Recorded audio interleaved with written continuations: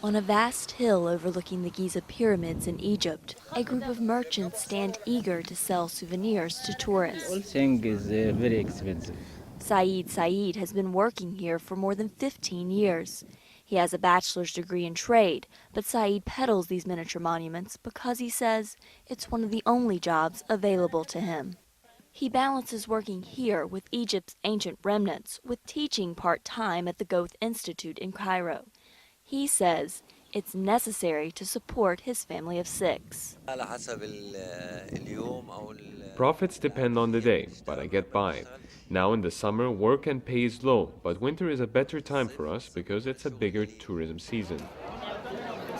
According to the Egyptian government, tourism makes up 10% of the GDP in this country and employs more than 2 million Egyptians. Tourism is booming along. We've been growing at 16–17%. We jumped from 4 million tourists about 4 years ago to 11 million today. It's doing fine, and it's one of the sectors that is beginning to be quite influential in the economy. Archaeology is a leading source for Egypt's tourism revenue. It provides access to ancient artifacts, burial tombs, and many well-known historic sites, such as the pyramids of Giza and the oldest step pyramid in the world, found just down the road in ancient Saqqara. Many of the artifacts dug from underneath the Egyptian soil end up here in the Cairo Museum. Thousands of tourists line up each day to see remnants of ancient Egypt. Some of them, like this statue of the first king who authorized the building of the pyramids, are more than 4,500 years old. But Zahi Hawass, Secretary General of the Supreme Council of Antiquities in Egypt and one of the most well-known archaeologists in the world, says he'd like the influx of visitors to stop. Tourists are the enemies of archaeology.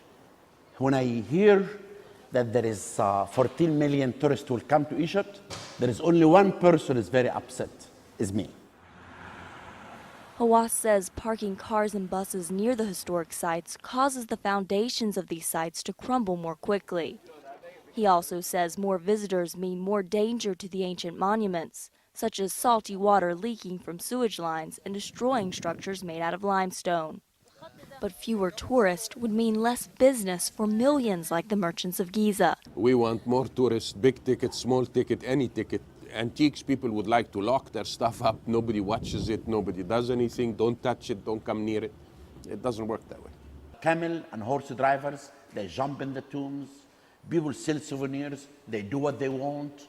The people around the site, they don't care. They only care about money. But Saeed says he doesn't hurt the sites. He says he's proud to share his heritage with others.